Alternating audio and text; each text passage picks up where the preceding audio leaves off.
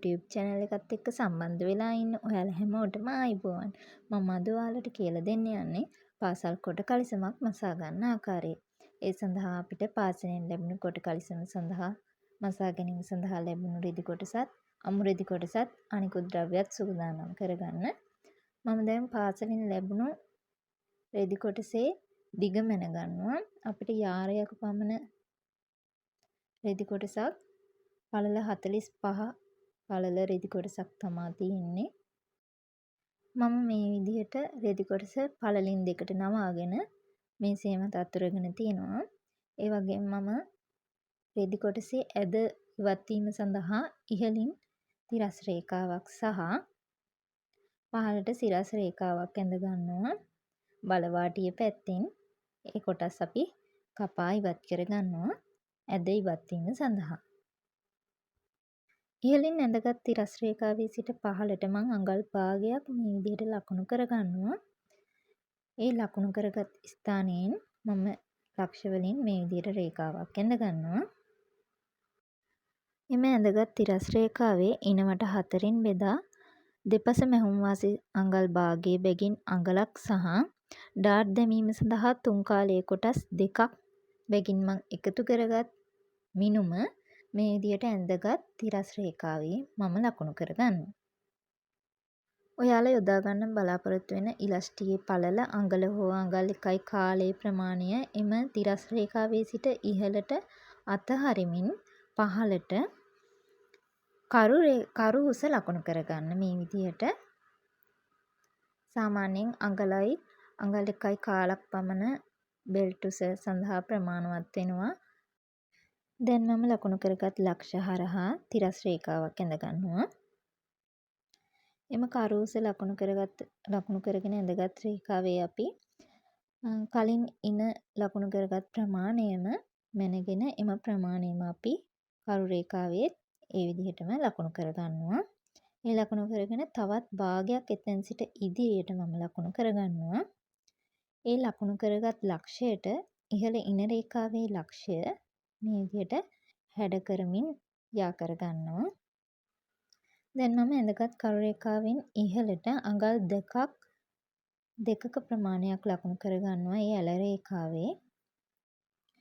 ඊළඟට මම කරු රේඛාවේ ඉදිරියට ඉහළට ලකුණු කරගත් රේඛාවේ සිට ඉදිරියට අඟල් 1.5ක් මම ලකුණු කරගන්නවා ඉදිරිපස කරුව හැඩ කර ගැනීම සඳහා.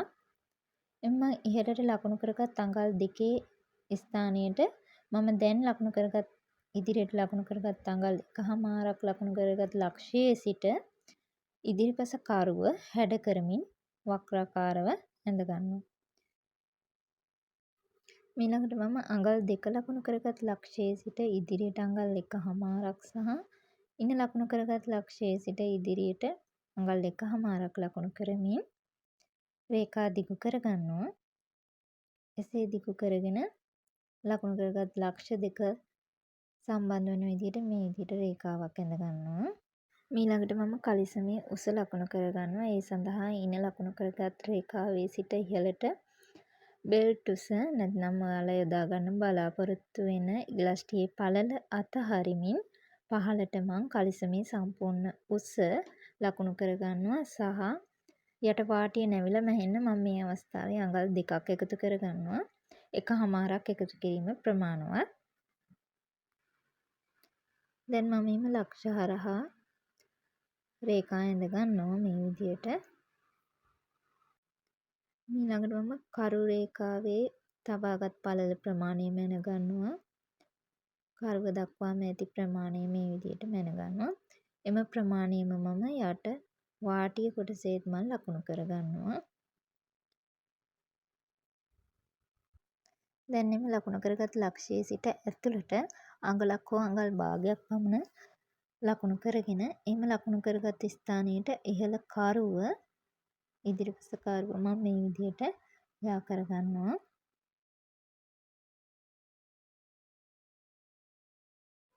ඒ වගේම අපිට පුළුවන් අංශයෙන් මේ විදිහට සුළු ප්‍රමාණයක් අඟල් කාලක් භාගයක් පමණ ප්‍රමාණයක් හැඩ කරගන්න පුළුවන්. කැමති නම් හැඩ කරගන්න පුළුවන්.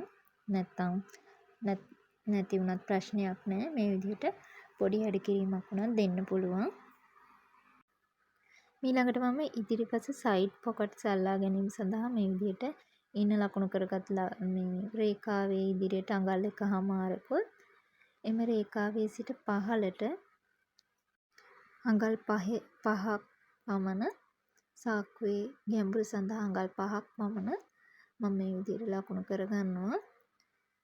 එසේ ලකුණු කරගෙන මේ විදිහට අඟල් භාගයක් පමණ ඉදිරියට තබමින් ඉහළ ලකුණු කරගත් ලක්ෂයට මේ විදිහට පහළ අඟල් 5 ලකුණු කරගෙන ඉදිරියට අඟල් භාගයක් පමණ ලකුණු කරගෙන මේ විදිහට පොකට් කොටස මං ඇඳගෙන තියෙනවා. දැන් අපි ඉදිරිපස පළුව කපා ගමු. මම මේ විදිහට ඉදිරිපස පළුව කපා ගන්නවා.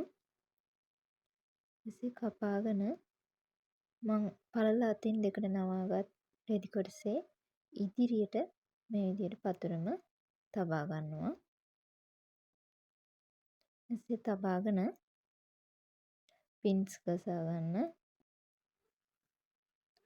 ඒ වගේම මේ ඉදිරිපස පළුවේ ඉදිරියට අපි මෙන්න මේ කොටස ඇතුළට වන විදිහට මේ විදිහට නවාගෙන පින් එකක් ගහ ගන්න.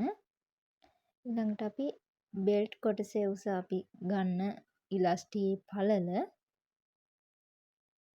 අපි ඉන ලකුණු කරගත් රේඛාවේ සිට ඉහළට බෙල්ට් එකේ පළලමින් දෙගුණයක් සහ තවත් අමතර අඟල් භාගයක් ලකුණු කරගන්නවා.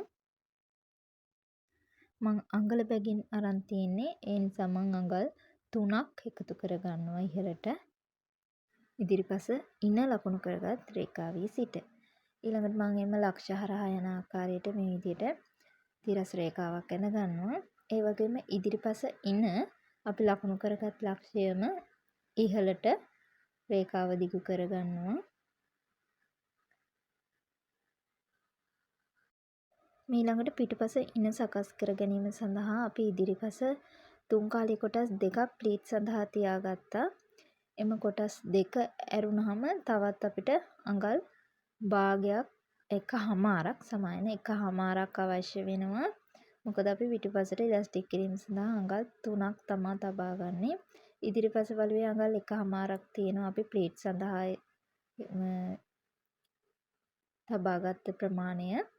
ඒ වගේම තව අමතර අපිට අඟල් එකහමාරයි පිටුපස පළුවේ ඉන සඳහා අවශ්‍ය වෙන්නේ. එම ප්‍රමාණය මම මේ විදිහට පිටුපස ඉනේ සිට ඉදිරියට අඟල් එකහමාර ලකුණු කරගන්නවා. ඒ වගේම ඉදිරිපස කරුවේ සිට ඉදිරියට අඟලක් පමණ මම මේ විදිහට ලකුණු කරගන්නවා.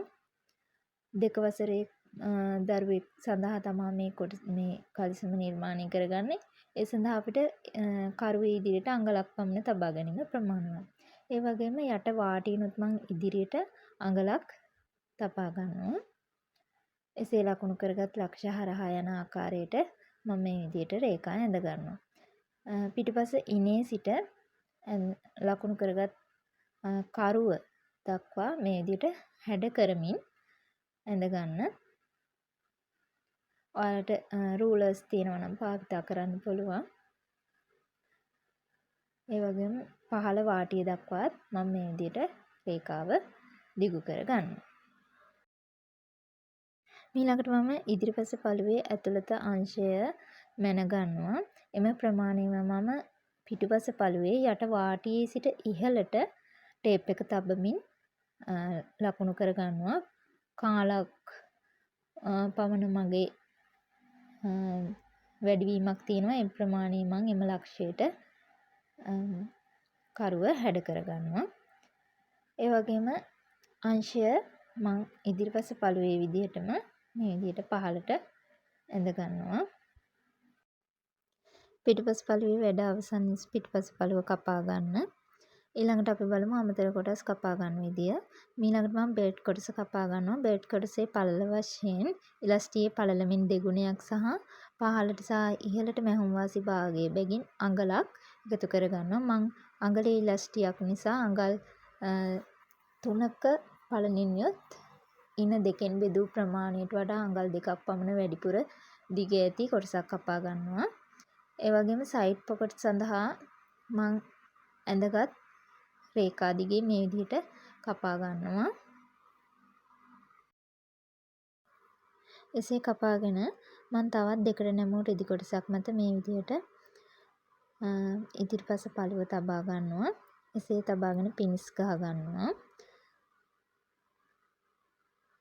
එසේ පින්ස් ගහගෙන මේ විදිහට මං එම හැඩය තිබෙන විදිහට අනිත් රෙද්ද මත ඇඳ ගන්නවා.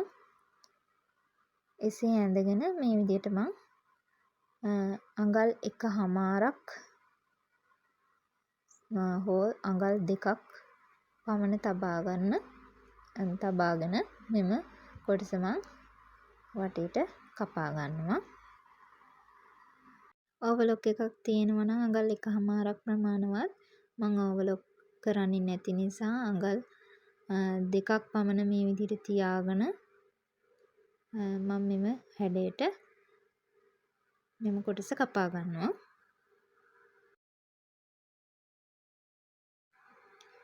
මේ විදිහට තමයි කපාගත් පසු එම කොටස පෙනෙන්නේ. සයිඩ් පොකට් සඳහා අපි මේ කොටස් පාවිච්චි කරනවා. ඊළඟට මම අමුරෙදි කොටසක් පාවිච්චි කරනවා සාක්කුව සඳහා. දිග සහ පළල අඟල් 8 ප්‍රමාණයෙන් සාක්කු කොටස් දෙක සඳහා මම කපාගෙන තියෙනවා. ඊළඟට මට තවත් කොටසක් අවශ්‍ය වෙනවා. සාක්කු කොටස අපි වෙනත් අමුරෙදි කොටසකින් දාන නිසා තමයි මේ විදිහට අපි තවත් පටි කොටස් දෙකක් සම්බන්ධ කරගන්නේ. ඒ සඳහා අඟල් 3/4ක් පමණ පළලින් යොත් අඟල් 8ක් පමණ උසින් යුතු පටි කොටස් දෙකක් මේ විදිහට අපි කපා ගන්නවා. පුංචි හැඩ කිරීමක් පහලින් කරගන්න. විශේෂ හැඩ කිරීමක් නැහැ. සාමාන්‍ය විදිහට හැඩ කරලා කපා ගන්න පුළුවන්. දැන් අපි බලමු මේ කලිසම් මසා ගන්න ආකාරය ඊළඟ වීඩියෝ එකෙන්.